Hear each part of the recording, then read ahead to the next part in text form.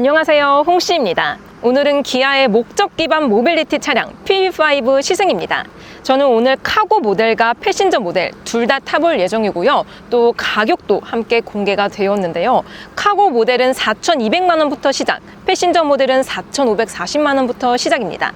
자, 그럼 패신저 모델부터 타보도록 해보겠습니다. 고! 짠! 저는 PV5 패신저 모델을 타고 도로에 나왔습니다. 현재는 이렇게 방직턱 구간과 함께 안 좋은 노면을 지속적으로 가보겠습니다. 방금 방직턱과 함께 맨홀 구간을 지나갔는데요.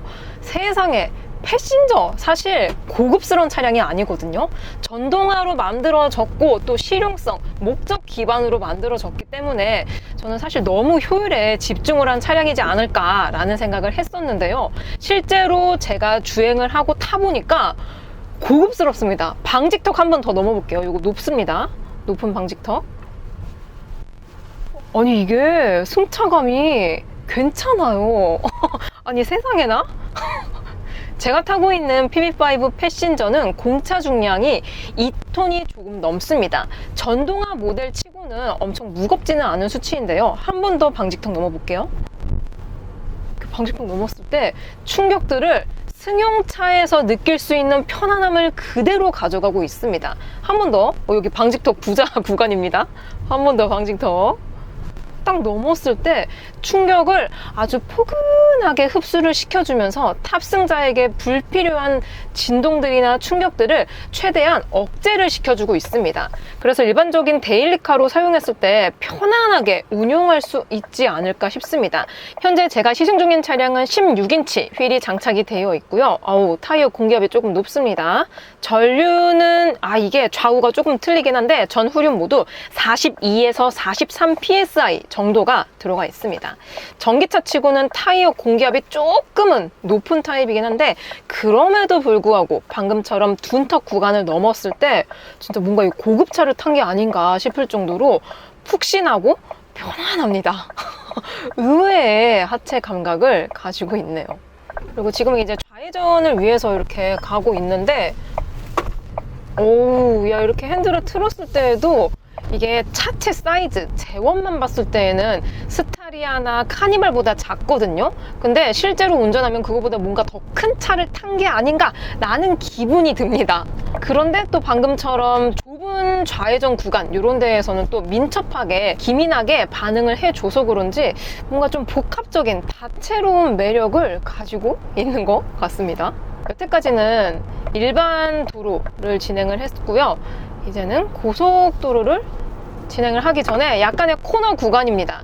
지금 현재 코너 구간을 진행하고 있는데 하중 이동이 조금 발생이 되고 있습니다.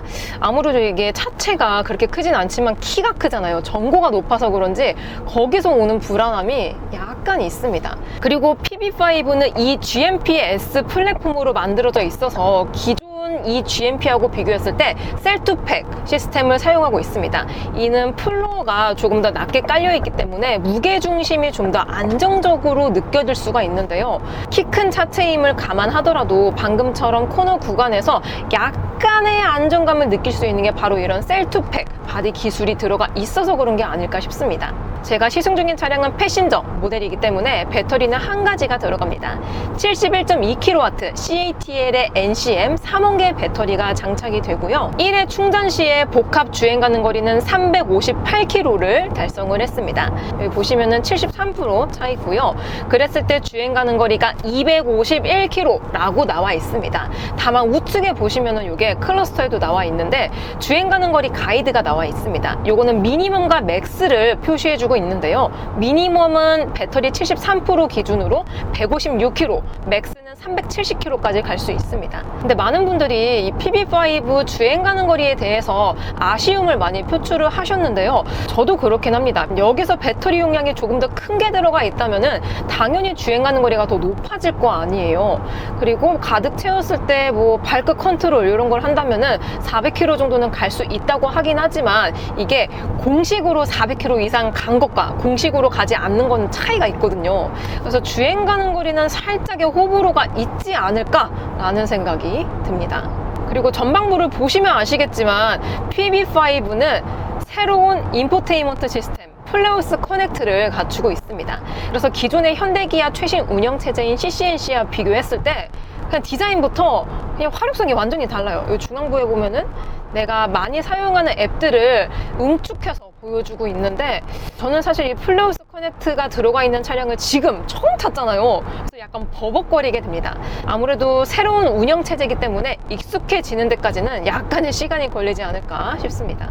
그래서 영종도에서 현재 일산으로 가고 있는 중인데요. 그리고 다리 위입니다. 교량 위, 그리고 다리 이음새 구간, 이런 데를 지나갔을 때 노면의 충격도를 상당히 잘 걸러주고 있습니다. 다시 한번 덜컹했을 때, 물론 16인치 휠이 껴져 있어서 타이어 편평비가 일반적인 SUV라든지 세단과 비교했을 때 훨씬 편평비가 높은 타이어가 들어가 있긴 합니다.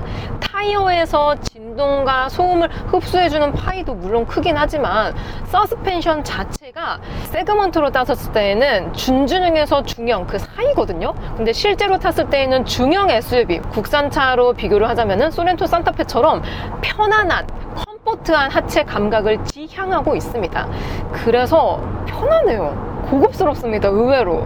그래서 현재 80km 정도로 주행하고 있거든요. 요랬을 때 제가 윈도우 한번 내려보겠습니다.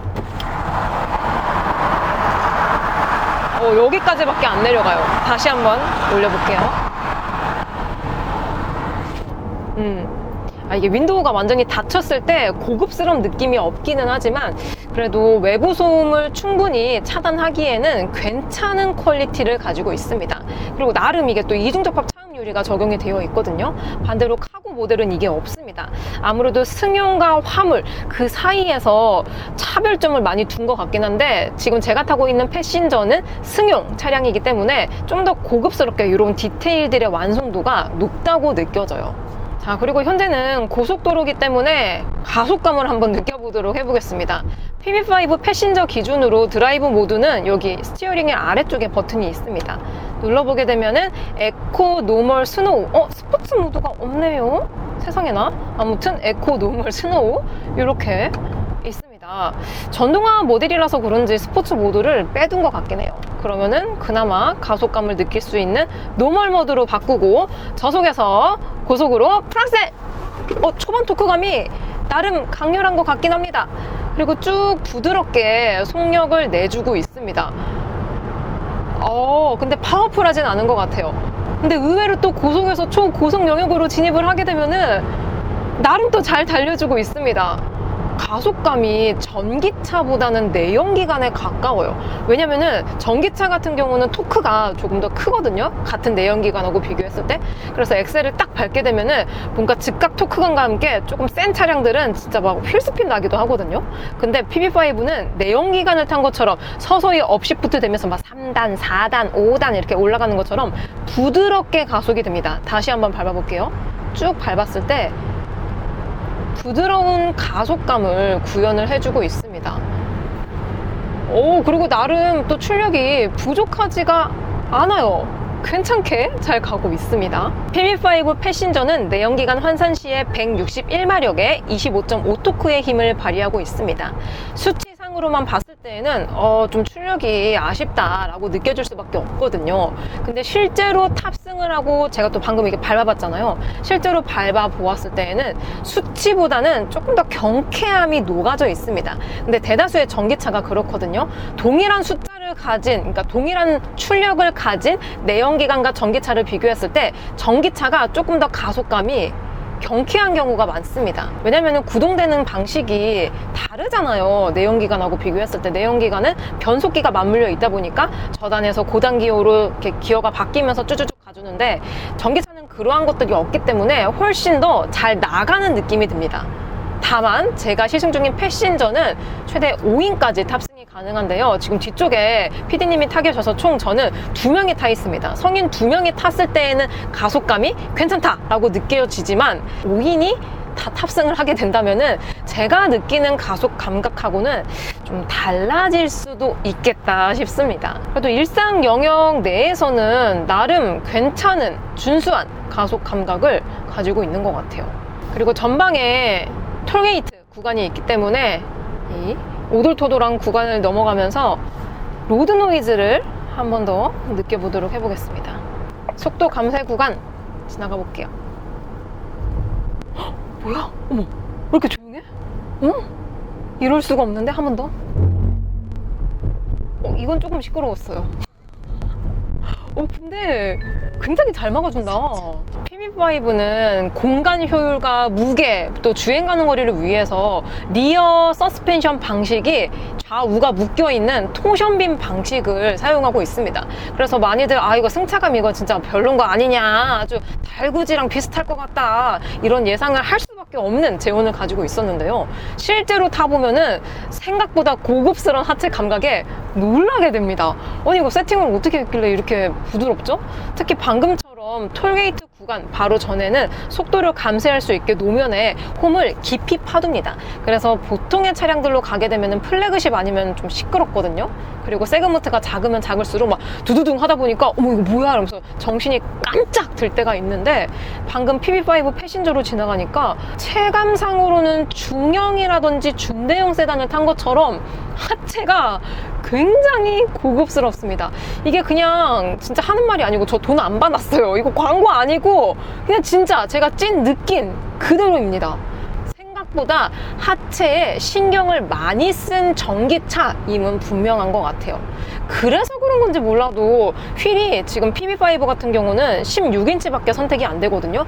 요것 때문에 많은 분들이 아쉬움도 많이 느꼈습니다. 왜냐하면 요즘 신차 중에서 16인치 휠이 최대 인치인 경우는 드물거든요. 요즘은 또 이제 드레스업 효과다 뭐다 해가지고 보통 뭐 20인치, 뭐 19인치 이런 거 기본적으로 들어가는 세상인데, 16인치 하면 너무 옹졸하거든요. 밖에서 봐도 그렇고. 근데 이런 것들이 다 하체 감각들을 위해서 세팅이 된 게 아닌가 하는 저만의 뇌피셜이 녹아 있습니다. 아무튼 일상 영역으로 사용했을 때에는 생각보다 고급스러운 하체 감각을 가지고 있어요. 그래서 그런지 PB5 패신저는 택시 모델이 따로 존재를 합니다. 특히 이렇게 실내 공간이 넓은 택시는 리무진이라든지 아니면은 좀 더, 제가 인천공항 쪽에서 가고 있거든요. 공항 택시로 이러한 차량을 많이 사용하지 않을까 싶습니다. 왜냐면 이렇게 덩치가 큰 택시들은 보통 장거리를 많이 가거든요. 그렇게 되면 승차감이 좋아야 되는데 PB5는 진짜 좋습니다. 어떻게 보면은 카니발하고 비교하더라도 큰 차이가 없을 정도로 괜찮은 승차감을 가지고 있어요.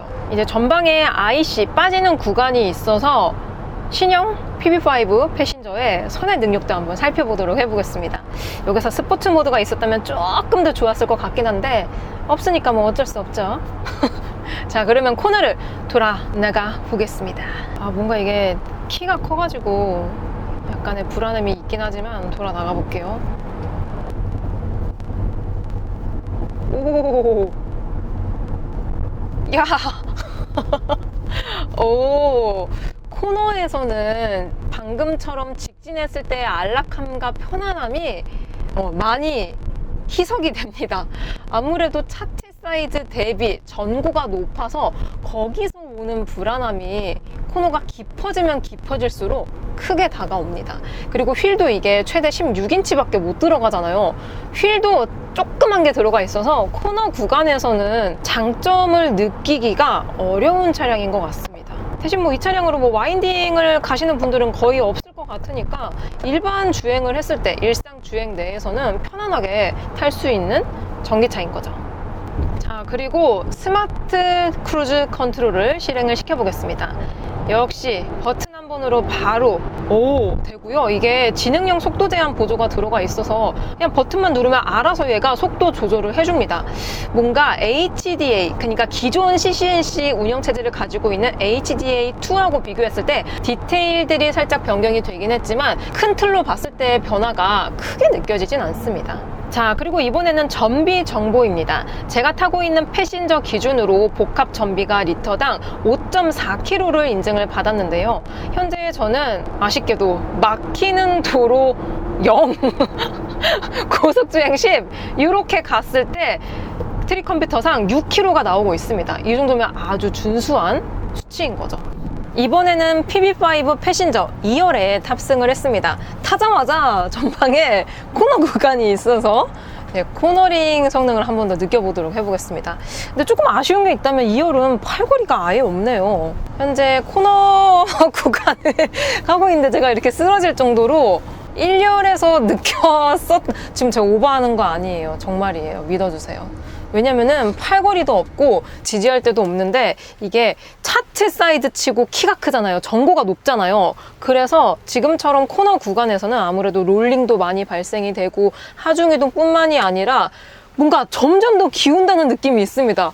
옛날에 우리 2000년대 보면은 그 놀이동산 가면은 그러니까 회전목마는 아니고 말인데 안쪽에 이렇게 스프링 있어가지고 트럭에서 애기들 한 5분, 10분 태워주는 거 있거든요. 그거 탄 것 같아요. 그래서 안 좋은 노면이나 둔턱 구간에서 1열에서 제가 승차감이 진짜 너무 고급스럽고 편하다라고 말씀을 드렸는데요. 그게 오히려 지금처럼 코너 구간, 또 특히 1열보다는 2열에서는 안 좋게 느껴지는 부분들로 다가옵니다. 요거는 살짝 아쉽네요. 아쉽습니다. 그래서 2열은 단점밖에 없느냐? 그건 또 아닙니다. 보시면 이게 리클라이닝이 되는데요. 리클라이닝을 제가 시켜보겠습니다. 최대로 하게 되면 이 정도까지 돼요. 제가 약간 여기 가려져 있는데요. 아무튼 리클라이닝이 웬만한 차량에 들어가 있는 리클라이닝보다 훨씬 더 많이 돼서 쉬어가기에 좋은 느낌이 들고요. 또 반대로 어머 이거 어디까지 가는 거야? 어머 이게 보시다시피 전동 시트가 아니고 수동 시트라서 그런지 살짝 와일드한 면이 있기는 합니다. 그래도 이게 리클라이닝이 되는 것과 안 되는 거는 큰 차이가 있는 거죠. 그래서 기본적인 각도는 약간 불편하지만 이렇게 리클라이닝을 시켜서 다닌다면은 편안하게 이동을 할 수 있을 것 같아요. 그리고 지금 이제 고속도로에 나와서 막히는 구간에 진입을 했습니다.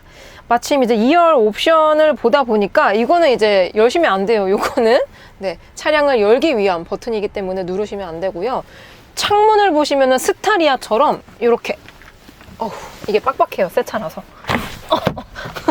이게 오버액션이 아니고 2열은 전동 윈도우가 없습니다. 지금처럼 수동으로 열어야지 열 수가 있고요.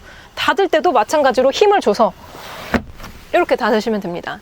스타리아에도 이런 식의 수동 시스템이 들어가 있어서 카니발하고 많이 비교가 됐었거든요. 그리고 실제로도 스타리아를 사려다가 이러한 포인트 때문에 그냥 뭐 뻔하더라도 카니발 가자 해서 카니발을 타시는 분들이 정말 많으십니다. 근데 이거 사람들이 좋아하지도 않는데 이 수동 윈도우를 왜 여기다 해놨는지 요거는 이해가 잘 안 가네요. 아마 원가 절감을 위해서 그런 것 같긴 한데 요거는 자동 윈도우로 개선을 하면 어떨까 싶습니다. 그리고 PB5는 선루프가 선택이 아예 불가능합니다. 옵션으로 아예 없어요. 내가 넣고 싶어도 넣을 수가 없는 차량입니다. 그래서 그런 것들도 승용으로 사용했을 때 아쉽다라는 포인트로 지적이 될 수밖에 없는 거죠. 자, 그래서 옵션 사항은 이 정도까지 말씀을 드리고요. 막히는 구간에서 다시 조금 이제 풀리는 구간으로 진입을 하고 있습니다. 요랬을 때 2열의 승차감은 나쁘지는 않습니다. PB5는 전동화 차량이기 때문에 무게도 덜어내야 되고 또 공간 효율적인 차량이기 때문에 공간도 이제 침범을 하면 안 돼서 2열 서스펜션 방식을 좌우가 묶여있는 토션빔 방식의 시스템을 사용하고 있습니다. 그래서 요것도 이제 원가 절감이 아니냐, 누가 요즘 이렇게 승용차에 토션빔을 쓰냐라고 말씀을 많이 하셨는데요. 지금처럼 일반적인 도로에서는 사실 불편한 포인트가 많이 없기는 합니다. 다만 요게 약간의 오프로드라든지 아니면 자갈밭을 간다든지 아니면 비포장 도로를 갔을 때는 멀티링크에 비해서는 살짝의 불편함이 있을 수밖에 없습니다. 왜냐하면 좌우가 묶여있는 방식의 토션빔 방식은 좌우가 독립적으로 사용하는 멀티링크에 비해서 충격들이 더 많이 올 수밖에 없거든요. 그래서 내가 이 차량으로 좀 포장이 덜 된 도로를 많이 가신다면은 2열 승차감은 생각보다 좀 아쉬움 또는 부족함으로 느껴질 수도 있지 않을까 싶습니다. 근데 일반적인 이런 도로에서는 나쁘지 않아요. 그리고 이런 다리 이음새 구간이라든지 약간의 포트홀 구간을 지나가더라도 기본적인 서스펜션 느낌이 컴포트하고 부드러움에 초점이 맞춰져 있기 때문에 2열 승차감도 나름 괜찮은 느낌이 듭니다.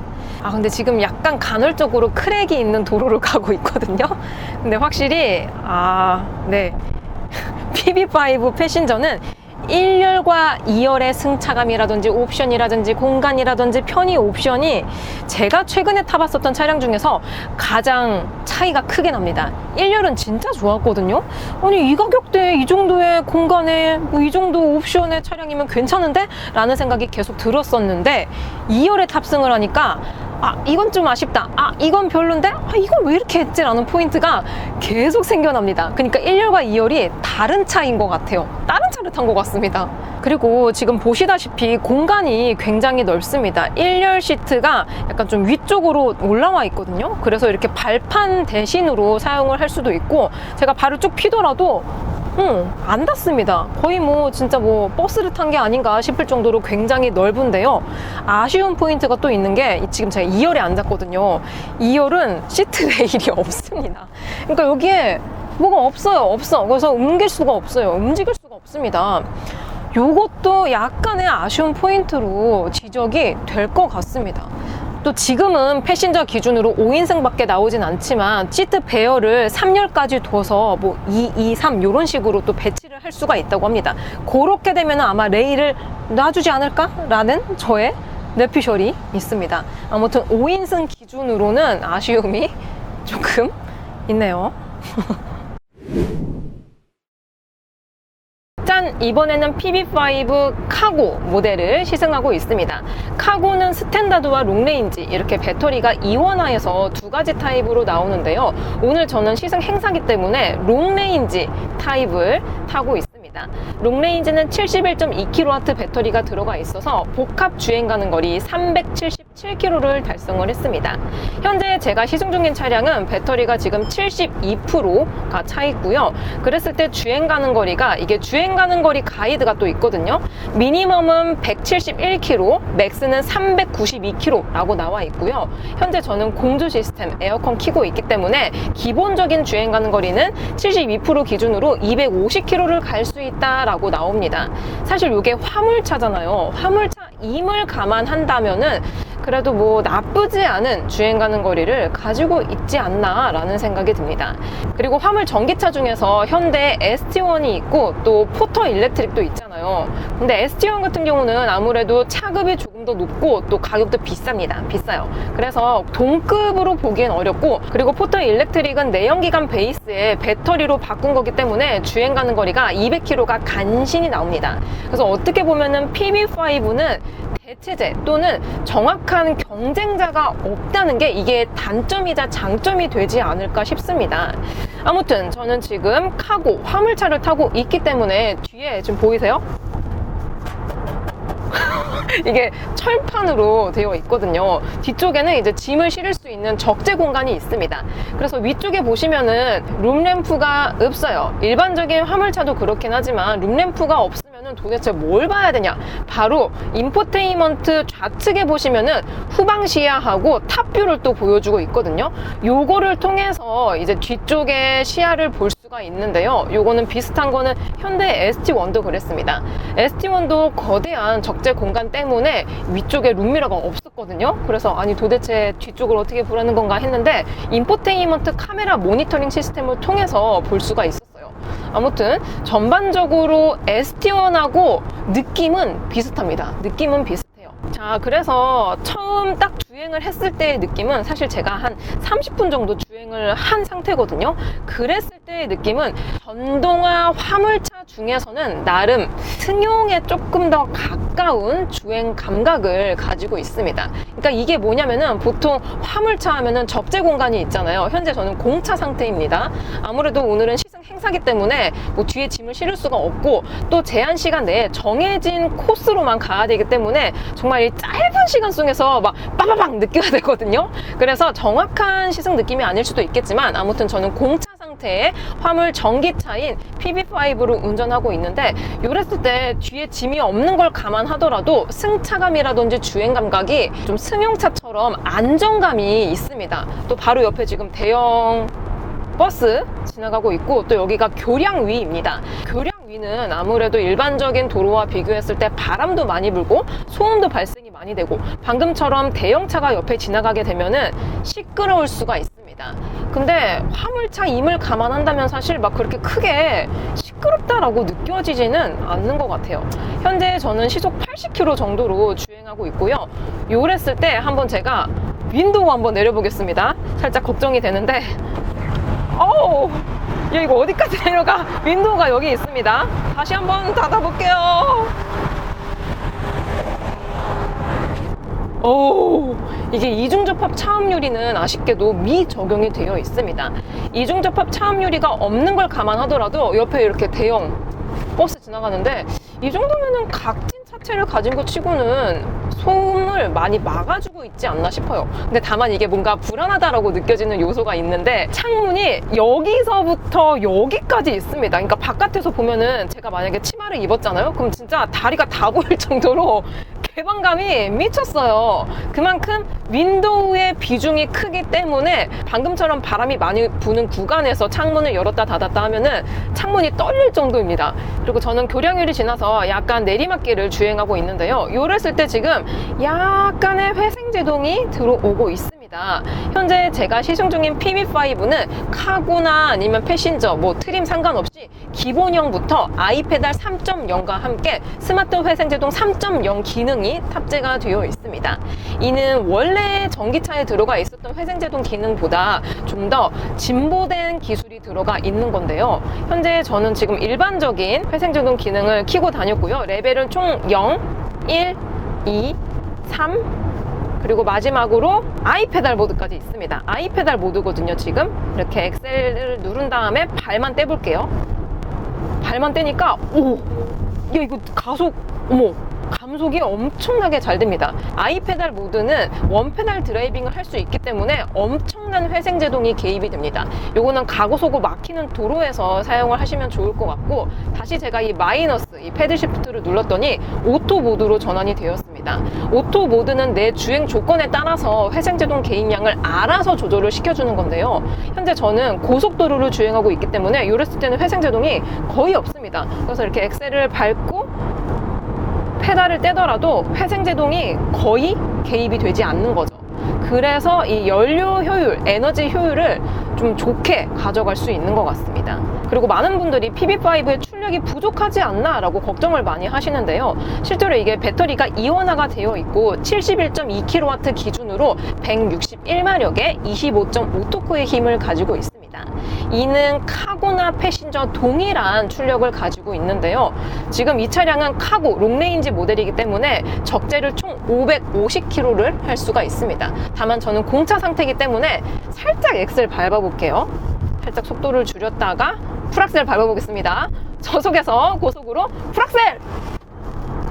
힝 가면서 제법 쫀쫀한 토크감을 보여주고 있습니다. 그리고 고속으로도 공차라서 그런지 잘 달려주고 있어요.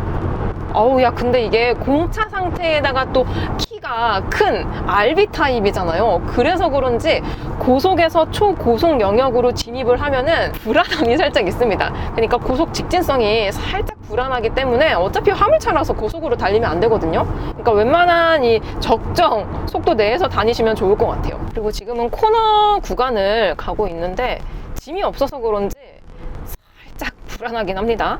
그래도 요 정도면은 준수한 느낌인 것 같아요.